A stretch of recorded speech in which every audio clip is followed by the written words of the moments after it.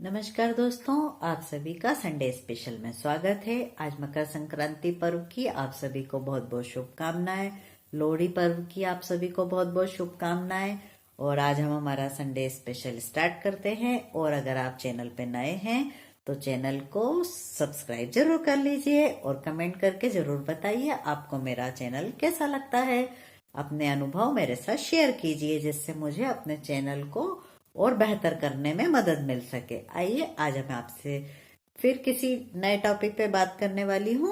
आज मैं आपसे बात करूंगी, आपको गुस्सा भी आता होगा और गुस्से को बर्दाश्त करना भी आना चाहिए। और आपको गुस्से में कभी भी किसी का अपमान नहीं करना चाहिए। व्यक्ति को क्या होता है, जब गुस्सा आता है तो उसको ये नहीं दिखता है कि सामने वाले के ऊपर आपके गुस्से का क्या असर पड़ेगा, सामने वाला उसको झेलने की स्थिति में है कि नहीं, क्या उसकी मन स्थिति है, या आपने किसी बात पे किसी के साथ आपने झगड़ा कर लिया और आप उसके ऊपर अपना गुस्सा निकाल रहे हैं, वे वजह आप अपना फ्रस्ट्रेशन कहीं निकाल रहे हैं, तो ऐसी स्थिति में आपके संबंध लोगों से बिगड़ेंगे। इसलिए हमेशा गुस्से को, अपने आप को बर्दाश्त करने की भी कैपेसिटी होना चाहिए। हर वक्त ये नहीं है कि अगर आपको गुस्सा आया या आप किसी बात से इरिटेट हो रहे हैं तो आप अपना गुस्सा किसी ना किसी पे निकालते रहें। आप उसको थोड़ा सा जब्त करना सीखिए, उस गुस्से को पीना सीखिए और उसका सॉल्यूशन ढूंढिए। गुस्सा करना सॉल्यूशन नहीं होता, क्योंकि आप अगर गुस्सा करेंगे तो उससे आपकी सेहत पे भी नकारात्मक असर पड़ेगा ना। आप अपने गुस्से को कंट्रोल करना सीखिए। सब थोड़ा सा जब आप निभा कर चलेंगे तो आपको ऐसे अवसर नहीं आएंगे कि आपको गुस्सा करना पड़े। और किसी पे गुस्सा होते हैं तो आप उसको भला बुरा नहीं बोलिए, आपको उसका अपमान करने का कोई हक नहीं है, क्योंकि वो भी एक इंसान है। और आपको सबको एक बराबर से इंसान समझकर उसकी हृदय की दशा समझते हुए ही हमेशा दूसरे से व्यवहार करना चाहिए। और जैसा व्यवहार आप अपने लिए किसी से चाहते हैं उस तरह का व्यवहार आपको दूसरे को भी देना पड़ेगा।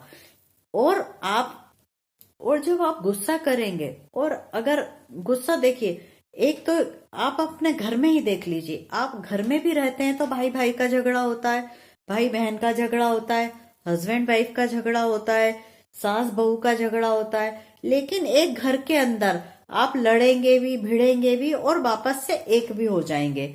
और ऐसे समय में आप अपना गुस्सा घर वालों पे करेंगे, घर वाले आप पे गुस्सा करेंगे, सब एक दूसरे को अंदर ही अंदर डिस्प्यूट होता रहेगा। लेकिन इसका फायदा कौन उठाता? हमेशा बाहर वाला उठाता है। अगर घर में आग लगी हुई है तो उसको हवा कौन देता है? उसको हवा बाहर वाले देते हैं। इसलिए घर की बातें घर के अंदर सुलझाना बहुत जरूरी है, क्योंकि अगर आप घर की बातें घर में नहीं सुलझाते हैं तो बाहर के लोग सिर्फ तमाशा देखते हैं। बाहर के लोग उसके ऊपर सिर्फ टीका टिप्पणी करेंगे और कोई भी आपका ना तो घर में कोई हेल्प करने आएगा, ना आप किसी से अगर कोई थोड़ा सा भी कॉपरेशन मांगेंगे तो सामने वाला साफ हट जाएगा। आज के टाइम में कोई किसी का साथ नहीं देता। आज के टाइम में आपको अपना साथ खुद देना पड़ता है। एक मैं आपको स्टोरी सुनाती हूँ। एक सेठ के यहाँ एक लड़का काम करता था और वो लड़के को काफी गरीब था। और एक दिन क्या हुआ कि वो सेठ के हाथ धुला रहा था, और जब वो हाथ धुला रहा था तो सेठ के कान में हीरे के कुंडल पहने हुआ था और धूप पड़ रही थी, तो धूप पड़ने से वो हीरा चमक रहा था। तो लड़के ने क्या किया कि सेठ की तारीफ करी कि आपका हीरा तो बहुत सुंदर है, बहुत चमक रहा है। सेठ को आया गुस्सा। उसने बोला, अच्छा तेरे को मेरी हीरे पे नजर आ गई और तू अब मेरे को रात को मेरे को मार सकता है और तेरे को लालच है, तू मेरा हीरा छीन सकता है। तो उसने क्या करा, उसको जोर से लात मारी और घर से बाहर निकाल दिया।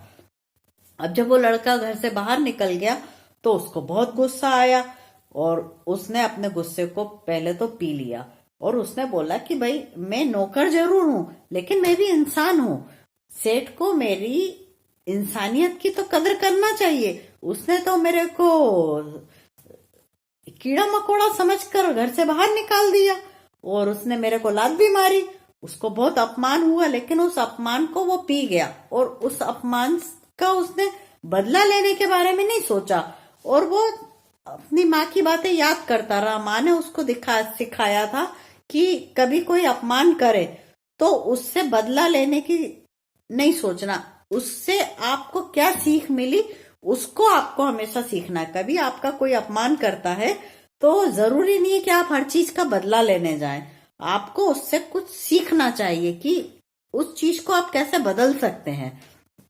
अब वो लड़का चला, फिर जाके एक मंदिर के नीचे बैठ गया, और किस्मत की बात थी कि वहां पे एक राजा आया हुआ था, और राजा का एक नियम था कि वो दर्शन करने के बाद सब भिखारियों को दान देता था, कुछ ना कुछ देता था।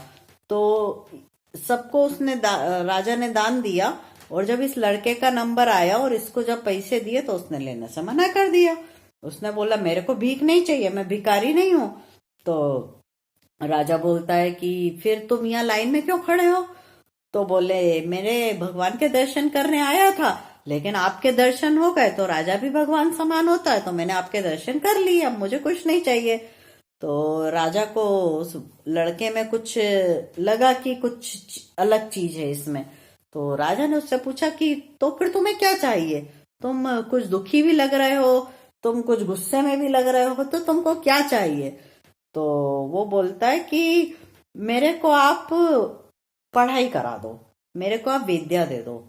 क्योंकि लड़के की माँ की उसको बातें याद थी कि आपका धन कोई छीन सकता है, आपका सब कुछ सामान छीना जा सकता है, लेकिन विद्या एक ऐसी चीज है जो आपसे नहीं छीनी जा सकती। और हमेशा अपनी जो आपको अपनी स्किल पे इसीलिए हमेशा काम करना चाहिए, क्योंकि धन दौलत है चली जाएगी होता है।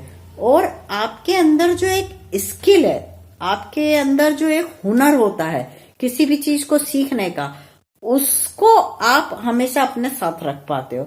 और अगर आपके अंदर हुनर है तो आप मिट्टी को भी सोना बना सकते हो, आप पत्थर को तोड़कर उसमें से पानी निकाल सकते हो।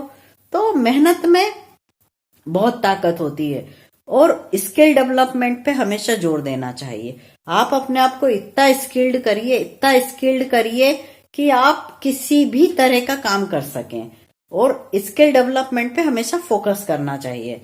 तो वो लड़के ने बोला कि आप मेरे को पढ़ाई करा दो। तो बोले राजा ने कि कहाँ पढ़ना चाहते हो? तो बोले मैं काशी में पढ़ना चाहता हूँ। राजा ने बोला ठीक है। राजा ने उसकी काशी में पढ़ने की पूरी व्यवस्था कराई, पूरा खर्चा उठाया, और वो लड़का बहुत अच्छी पढ़ाई कर और जज की पोस्ट पे शिफ्ट हो गया, और जज बन के वो वापस उसी शहर में आया जिस शहर में वो सेठ रहा करता था।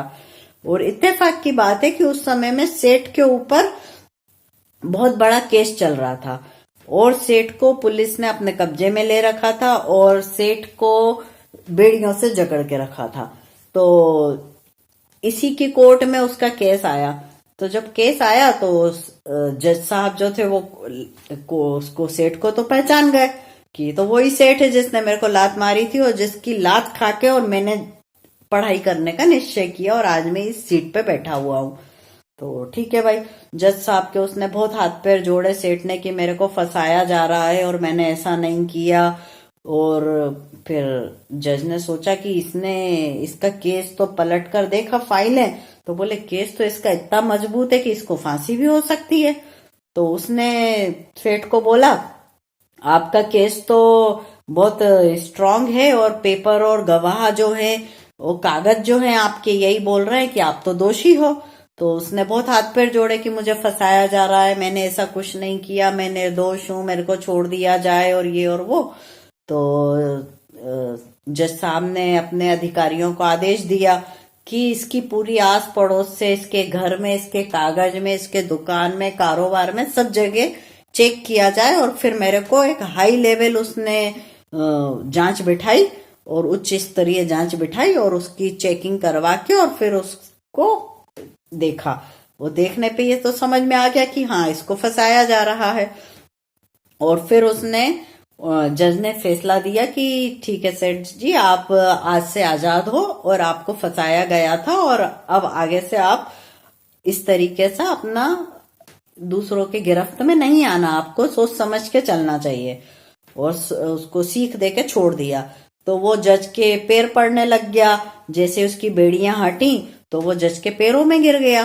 तो उसने जज ने उसको दूर करा कि पैर वैर पड़ने की जरूरत नहीं है, आप जा सकते हो। जब सेठ बाहर निकला तो जज ने अपने कोट वगैरह सीट पे रखे, कोर्ट से थोड़ी देर के लिए उसने छुट्टी ली और जज के सेठ के पीछे पीछे वो बाहर गया।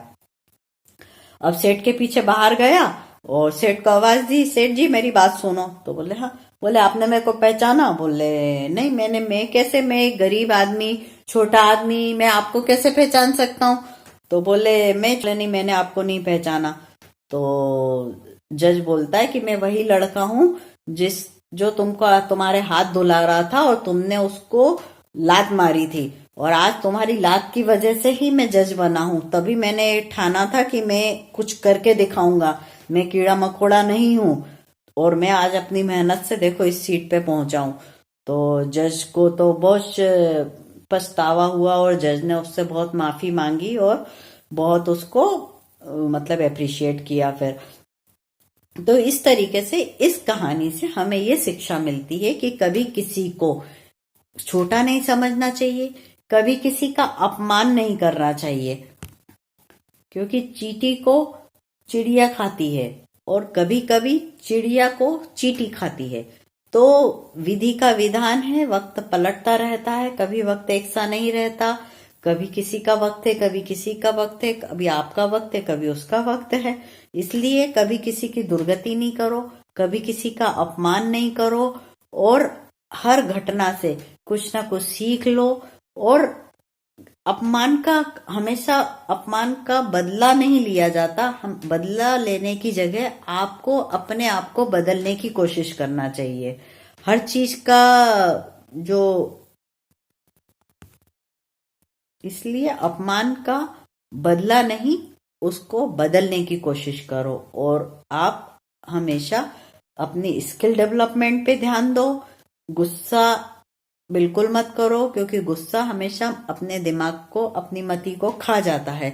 इसलिए और किसी को कभी नीचा नहीं समझो, कभी किसी से अपने आप को सुपीरियर मत समझो, और किसी के प्रति हीन भावना नहीं रखो, क्योंकि दुर्भावना रखोगे तो पतन पहले आपका होगा। इसलिए और अपमान में, गुस्से में हमेशा आप घुट घुट के मरोगे। आपको अपना गुस्सा सबसे पहले आपका नुकसान करेगा, आपका अहित करेगा। इसलिए गुस्सा नहीं करना, क्रोध नहीं करना, और किसी का अपमान नहीं करना, और बदला लेने के लिए कभी नहीं सोचना। आपको स्थिति को बदलना आना चाहिए और कोशिश करिए बदलने की, और अपने स्किल डेवलपमेंट पे हमेशा फोकस करिए और आगे बढ़िए। जय हिंद, जय भारत।